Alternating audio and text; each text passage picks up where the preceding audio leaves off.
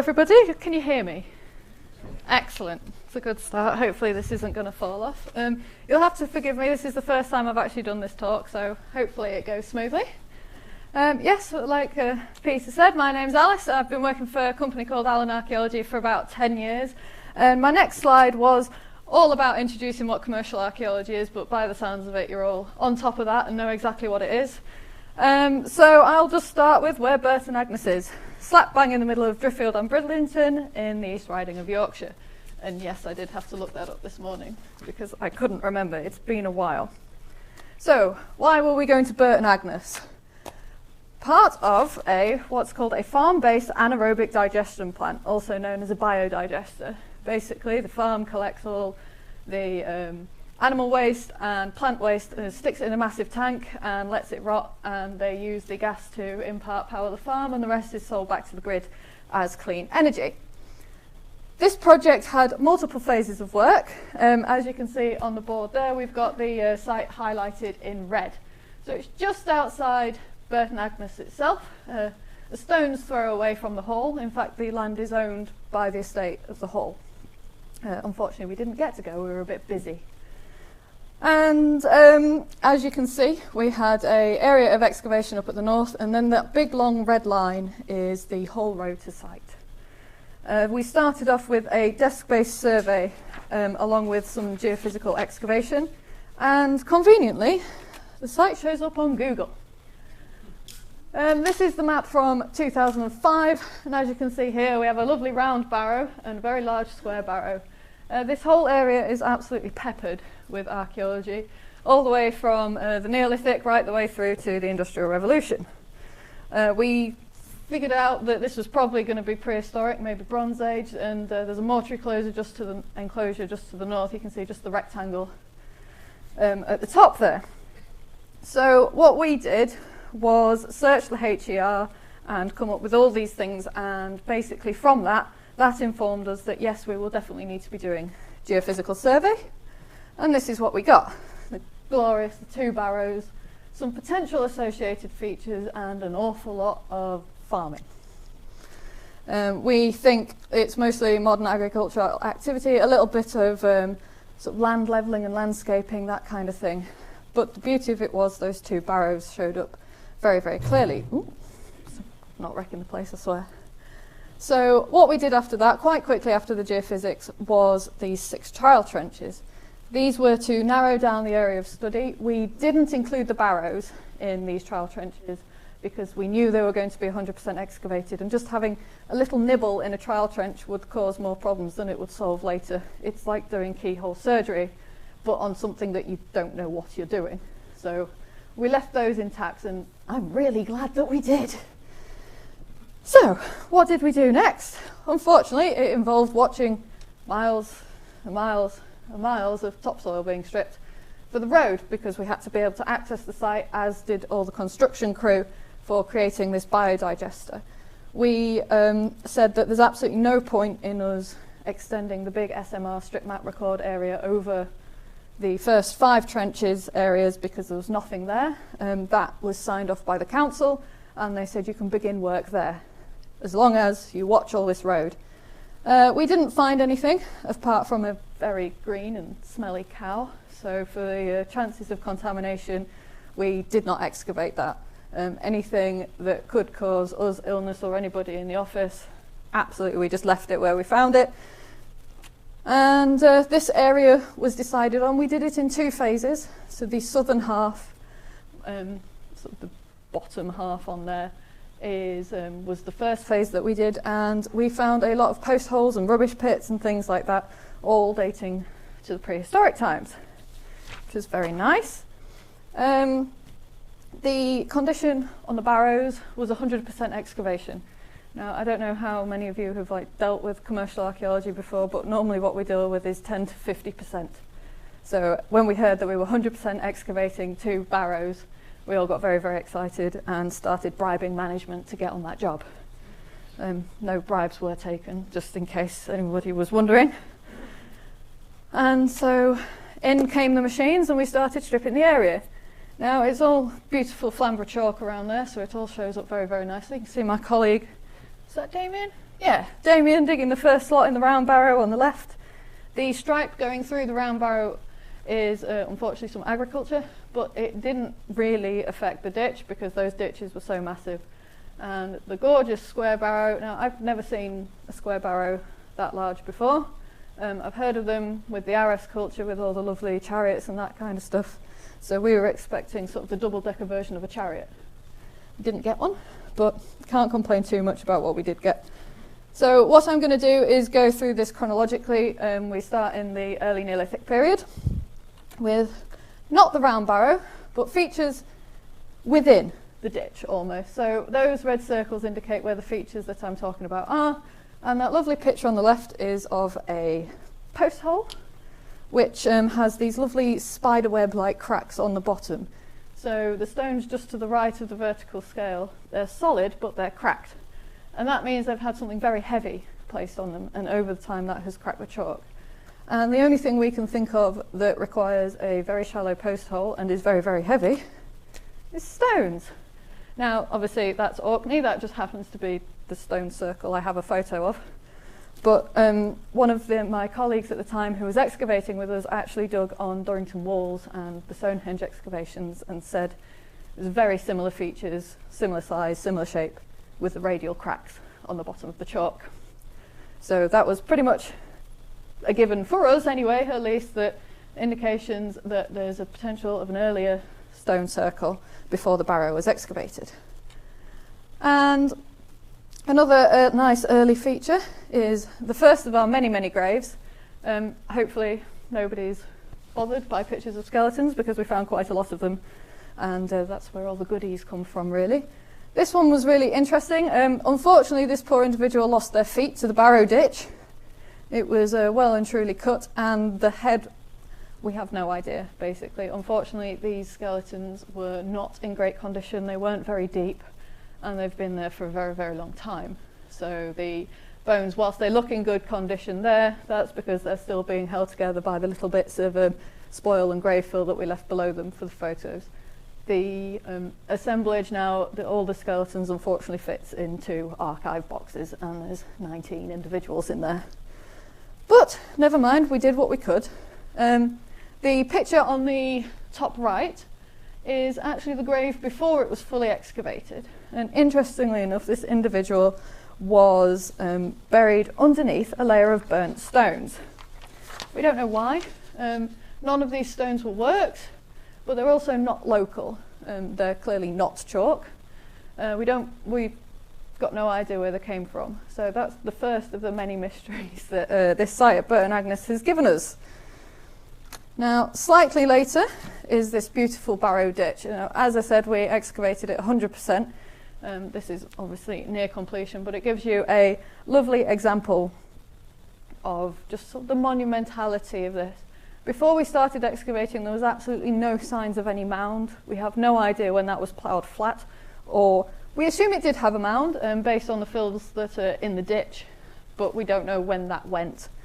The lowest fills of this ditch had very, very little in it. There's a list on there. Apparently the snails were very exciting. I find it difficult to get excited about snails, but somebody has to. It shows that the landscape at the time was trees. So the whole valley that the barrow sort of overlooks apparently would have been full of trees because they found one specific type of snail that likes living in the damp and the dark. I don't know, I'm not a snail expert. The animal bones were apparently quite a typical assemblage of these kind of things with pigs and large cow species that may or may not have been aurochs. Again, not an animal specialist. This is a project that is continuing on at the moment. It will be going on for many, many years based on the amount of funding that there currently is for it. So the analysis phase is very slowly sort of trickling through, and all these sort of other artifacts that aren't the human remains, aren't the drum, they're all going for further analysis. And so this is the glorious ditch. This is one of the deeper slots. Interestingly, it looks like the ditch was excavated in sections, maybe 8 or 9 sections. We don't know whether that's representative of different people excavating it, some kind of design, but in plan it's almost sort of octagonal rather than circular, so we don't think somebody sat there with a really long piece of string, drew a perfect circle in the ground. You can see quite nicely the fills and the section, the drawing there. It shows how the different fills have built up over time. And what we think with the earliest fills right at the bottom, basically it's from the construction of the mound, it's where the little bits of chalk have trickled into the bottom and just settled there with nothing to do. The darker, more silty fills we think is where it's just filled up naturally over time. So of course the chalk doesn't just magically walk into the ditch, it has to be put there. Now, I'll make sure there wasn't any dating evidence from that one. No, we're okay. Now, about halfway up, you can see, probably just about level with the white bit on the scale at the bottom, those bits of chalk start getting larger. And this isn't consistent all the way around the ditch. Now, there's a couple of theories about this. The boss thinks it's because they reshaped it, they made the mound a little smaller. I think it's because when you scrape the top layer of the chalk off, it goes bright white when it rains. Now, if you've spent all this time and energy and effort building this ginormous monument, you want people to see it.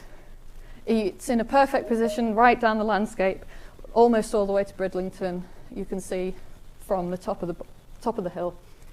And we noticed when we were excavating, every time it rained, all the silt washed down out of the spoil heaps that we'd excavated, and they went bright white. So personally, I think they cleaned it, got rid of all the weeds, but Mark thinks they reshaped the mound. So you can take that one up with him. And as we are coming to the later layers of the ditch, almost at the top, we had this lovely adult female burial that came. Now, most of the burials that we found, well, all of them are in this nice tight crouched position. Unfortunately, most of them, like I said earlier, aren't in great condition. This one had a poor meeting with a spade because she didn't really have a grave cut. She had a little bit of a dint, and then just the rest of the fill of that layer was thrown on top of her. The human remains are one of the things that are still ongoing with the examination. We're hoping to get more radiocarbon dates and things like that from them, but at the minute that's not currently part of the works that we're doing. She was actually at the north end of the barrow, and just to the east side of her there was disarticulated remains as well. We don't think it was from one person because there are bones of all different ages. So we're not quite sure what inspired a reburial of those disarticulated remains or the burial of her. But it would be quite interesting to find out some dates of the difference between the earliest fills and her. So, the one that I'm sure you've all heard of, and if not, well, you're about to, is the grave in the centre. We think this was dug through the mound, which is possibly why it's off-centre, because it's slightly shallower, the mound on the side. The almost rectangular grave had a small mound of chalk, so its own barrow on top of it, which was then later filled with a nice soft silt. In fact, it was the nicest fill on site because it didn't have any chalk in it. Now, we suspected this one was going to be a grave. They quite often are. One thing we thought it might be actually was Anglo-Saxon, because it's quite common to get reuse of Bronze Age barrows, as we thought it was at the time, in the Anglo-Saxon period. However, we got a bit of a surprise. These three lovely individuals were clearly not Anglo-Saxon. We had some very early prehistoric pottery out of them, and the carbon dates, as you can see there, actually date to about the time of Stonehenge being built, just for reference. Now, these three individuals were very, very tightly packed. We have the eldest, the middle, and the youngest from top, middle, bottom. The eldest was cradling the middle child, almost like they were spooning, and the youngest was facing both of them with the hands in the middle. We don't know if they were touching or holding hands, because unfortunately none of the finger bones were preserved, but they were certainly very close. There were a few other things in this grave. The one that gets sadly ignored for everything is a lovely cattle vertebrae. There was 2 vertebrae that were articulated. There's no signs of butchery or anything on them, but they had to have been put there for a reason. And possibly the famous one, thanks to the British Museum for the photograph, is the drum. Now, it weighs about 1,700 grams and fits quite nicely in the hands like this. It's about 10 centimetres in all directions, and I have never been so scared in my life picking up an artefact. It was hammering it down with sideways hail. It had rained for about 2 weeks, and there'd been a bit of a mishap on the construction site that was going on around us. Nobody was hurt. It was a building issue, so absolutely everybody was on site. And it was sort of we're sorry we've broken your construction site. Come and look at the archaeologists. Aren't they having look at this lovely thing that they're doing. Don't look at the construction, look at the archaeologists. And so I had to sit there in the hail and the rain and pretend that I was having a great time. It was -5, by the way. I was not having a great time until this lovely little bit of chalk, little round piece of chalk with a cross in the top, came up. I was like, oh, that's very exciting. Site management descends. Very shiny high vis, -5 and hail. I'm just building the picture for you all here. Oh, what's that? Sweating. Don't know. Absolutely no idea. It's a little piece of carved chalk. In most sites like this, if we find anything really, really cool, we have to call the office and they go, shh, don't tell anyone. But of course, they were there before the office found out. So, pulled out my preschool acting. I was the star in the nativity, by the way. I stood like this for a good 25 minutes. No idea. It's pretty cool though, isn't it? Please leave. Please leave. And yeah, it turns out really is pretty cool. So there's a nice little sort of size reference for you, and that is what everybody saw at that site meeting. And the photos on the left after it's been conserved. So yeah, we got it home. We found it midweek actually. We knew we couldn't leave it on site overnight. Unfortunately, we had to take it out before we took the skeletons out, and the skeletons got packed every night because of the weather, and it was terrible, and it took 15 minutes to unpack them in the morning and pack them at night. But when you've got something as unusual as a triple prehistoric burial, you take your time with it. So this is what they look like a little bit closer up. You can really see just how closely those skeletons have been laid.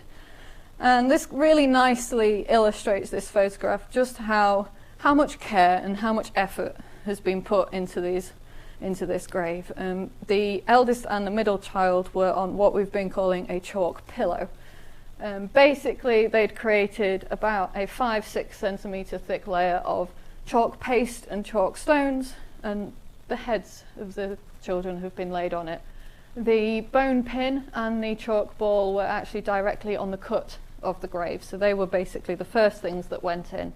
You can't see the chalk ball there because it was directly under the drum. You can just see the end of the bone pin peeking out below them. So somebody has put an awful lot of effort into burying these children with this beautiful, enigmatic chalk drum. So what is a chalk drum? And there's just the self-congratulatory picture of me digging it. Yes, lovely, lovely.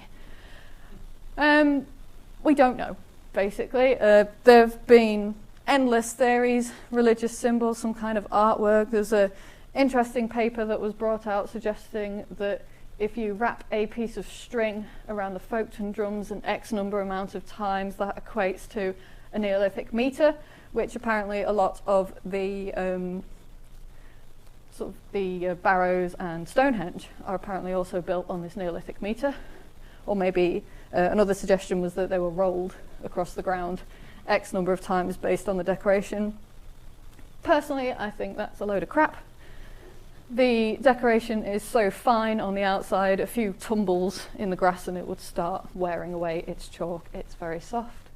We've had somebody suggest that maybe it's a pictorial version of a language because the sun cross on the top, the lozenges on the side, and the concentric circles on what someone has decided is the back is quite a universal symbol, I'd say. We had somebody email in after the news hit that we'd found it, that it's an actual drum. I don't think so, it doesn't resonate. Somebody accused me of making it to hold my contact sheets down on site, but I have to say my artwork is not that good, definitely not that detailed. And one I quite like that was another member of the public suggested was that it's a toy for the children to take into the afterlife, although I'm pretty sure they'd have just spent most of the afterlife arguing over it. But in reality, nobody knows. You can come up with as many theories as you like, and please suggest them in, because your theory is as good as anybody else's. Now, this drum is not unique. This is the Folkton drums found in 1889. It was a semi-amateur dig, the height of the antiquarian time. Now, unfortunately, the majority of the artifacts from this excavation have disappeared over the years. One museum thought they had it, and another museum thought they had it, and in reality nobody knows where they are or if they have survived various moves and cleanings and that sort of thing. But as you can see, they are remarkably similar. They are also only about 20 kilometres apart, the find spots. Now, some lovely artistic person has nicely unwrapped these drums, and we haven't had that done yet. I'd like to see it done. But the bottom one, the longest panel with the lozenge and the cross, is very similar to, again, somebody decided the front of the Burton Agnes drum. The middle one, the panel on the right, is very similar to the dividing panels between the lozenges and the concentric circles on the back. So they're possibly made by the same person.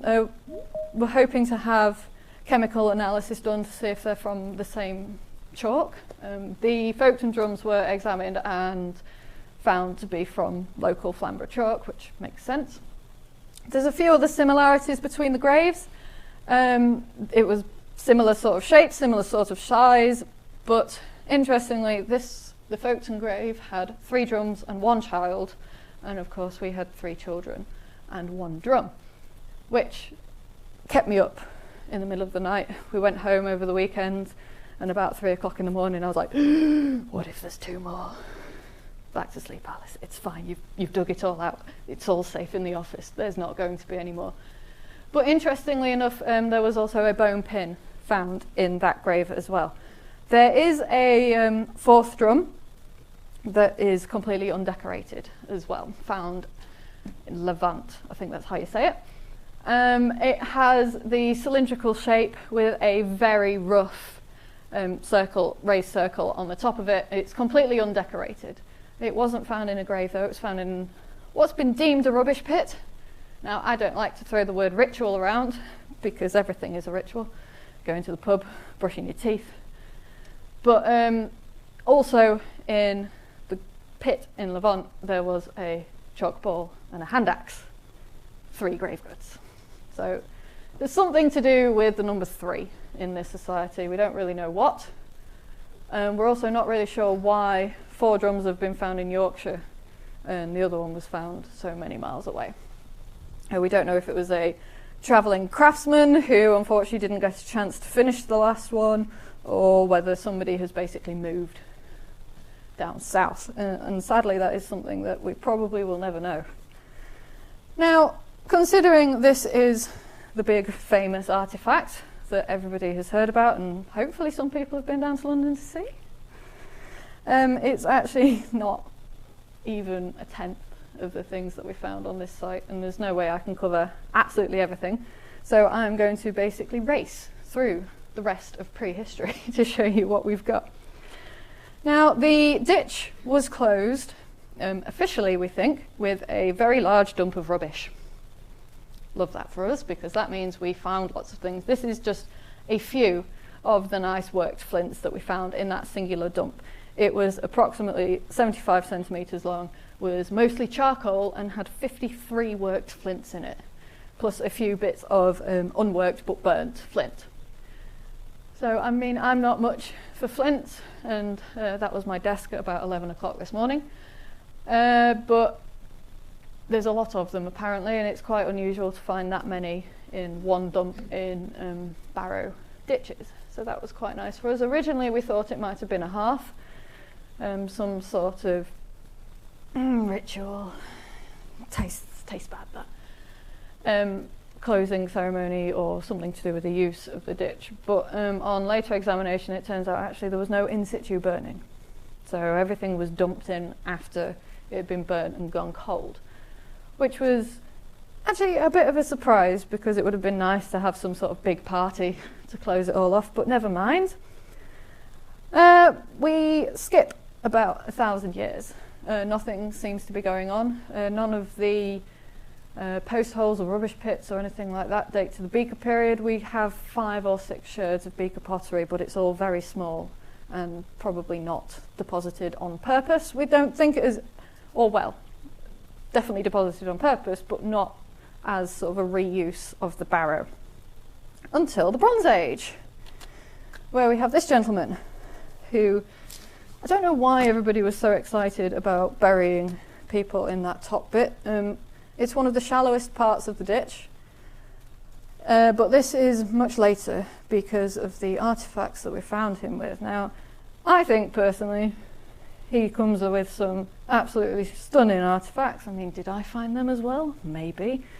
I don't know how I did it, honestly. 3 graves with grave goods, I got to dig them all.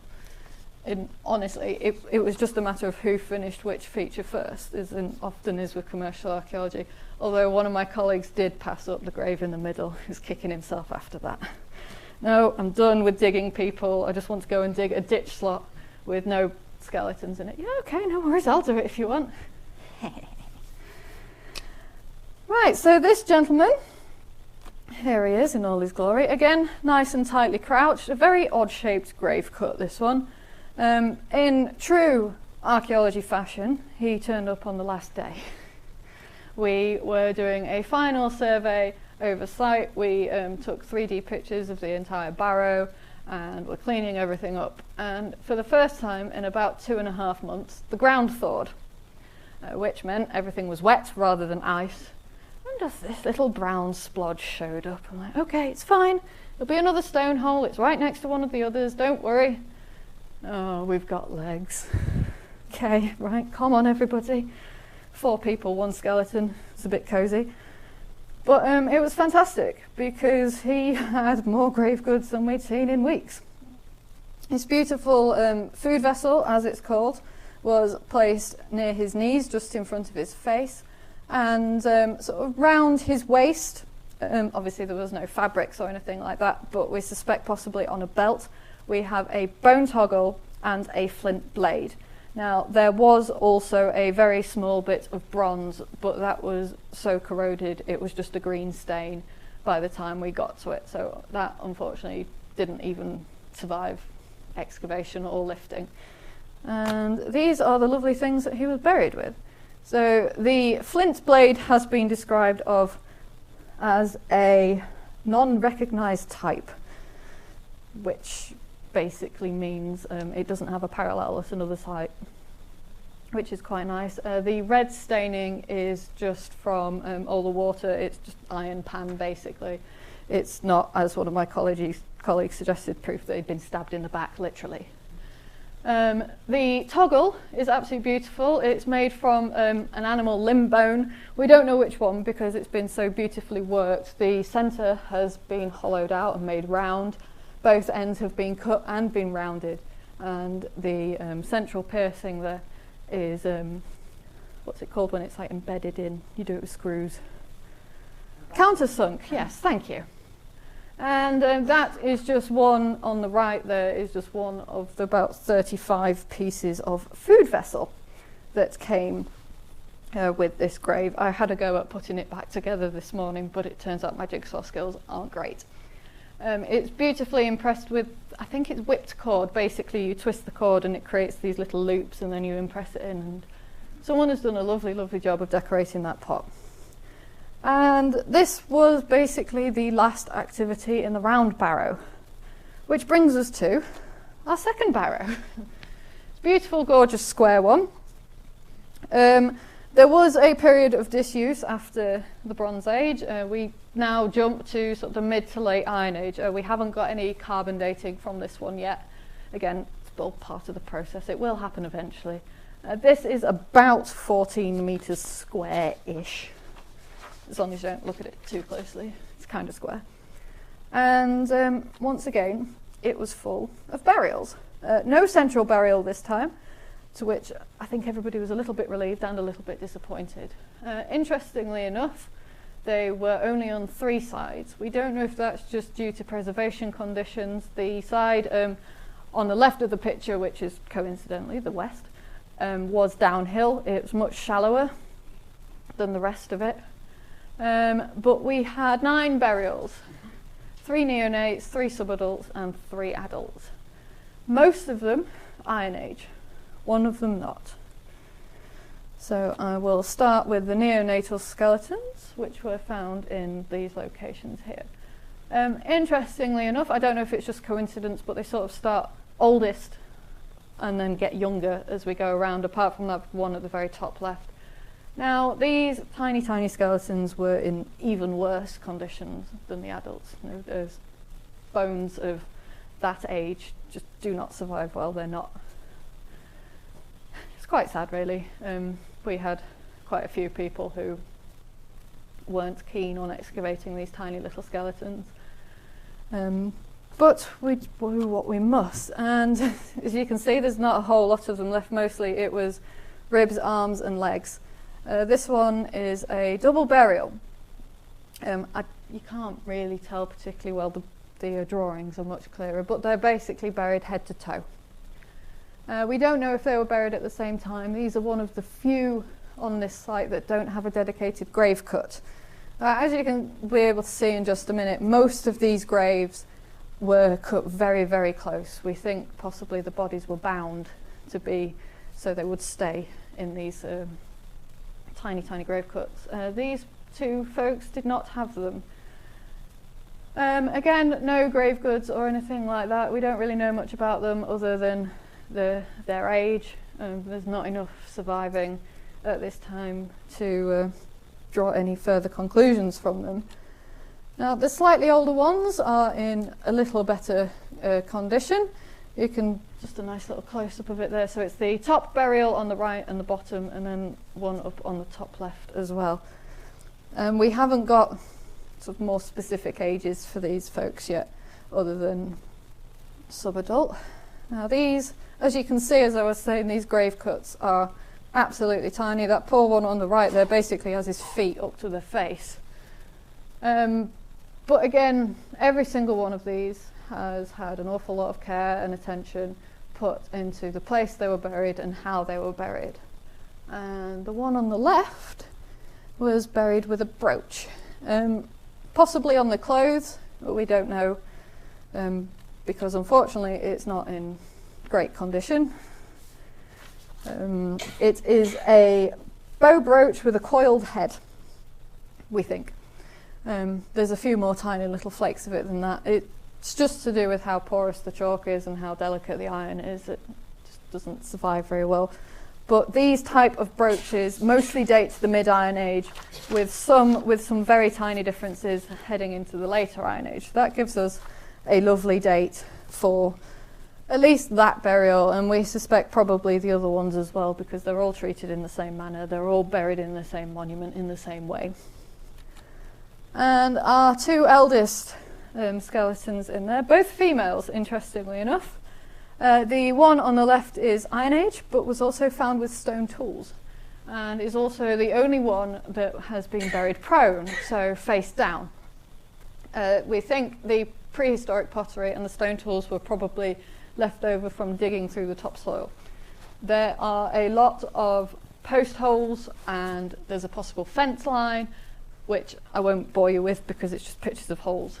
But we think this whole area was quite busy, and especially with the mortuary enclosure just to the north, it's probably just worked its way in like that and wasn't actually buried with the skeleton on purpose. It was just backfilled into the grave. Now, this the lady on the right is actually Anglo-Saxon, we think. So we found the Anglo-Saxon interference, but just not quite where we were expecting it. This whole site is still undergoing analysis and probably will be for many years, despite it now looking like this. Yep, it's all gone, which is one reason why we had the good fortune, I guess, to dig all of it out. The two barrows are on the rightmost side of that, in sort of that top quadrant, and the one just below it. Now, I'm not for one wanting to stop development, and I'm quite happy that I got to work on this site. It was quite a privilege, despite it being -5 and raining for 3 months. I swear it was every day. Every day. We had to call the office and say we were going back to the accommodation one way because all the safety fencing was blowing away. It's not safe when your safety blows away, is it? And the construction manager came and basically went, "Get out. I'm going home. You all need to leave." Archaeology can be a bit nuts sometimes, but I love it. So everybody will always ask what happens next, so I will head that off. And this is obviously the Burton Agnes drum at the top left, with the other 3 Folkton drums and a piece of pottery actually from Skara Brae in Orkney, all put on display together because the patterns were remarkably similar. And basically, for the drum, life continues. It is still currently being held by the British Museum. Quite what they're doing with it, we don't know. We suspect science. Well, we hope anyway. They've asked if we can provide some extra information and that kind of thing. The report is an ongoing project that will probably be ongoing for a long time. The landowner obviously wants it back, but also the British Museum wants it as well. So that is for somebody who gets paid far more than I do to argue over. But if they want me to stand there and like look pretty like this with it going, look, yeah, fine by me. If I get more back tours of the exhibits and stuff like that. And just to finish off with, here's a lovely picture just showing both of them together. For this one we climbed up the spoil heap and got the GoPro out, and it illustrates quite nicely just the landscape that these 2 barrows were in. The mortuary enclosure is in the ploughed field on the right with the telegraph pole. It's all probably all part of the same landscape, and that's one reason why they were there. I imagine you could see for miles. In fact, from that hill, standing in the middle of the barrow, you could see the Humber Bridge on a clear day. And, you know, that's what, a good hour's driving south from there. You could see all the way to the sea. So someone has spent a lot of time and effort choosing where to put these barrows. And I wouldn't be surprised if you geophysed all the way down that valley, you'd find quite a few more. There's 3 or 4 more that got brought up during the desk-based assessment as well. So if anybody wants me to dig those, just give me a shout. That's Burton Agnes in a nutshell. If anybody has any questions, I may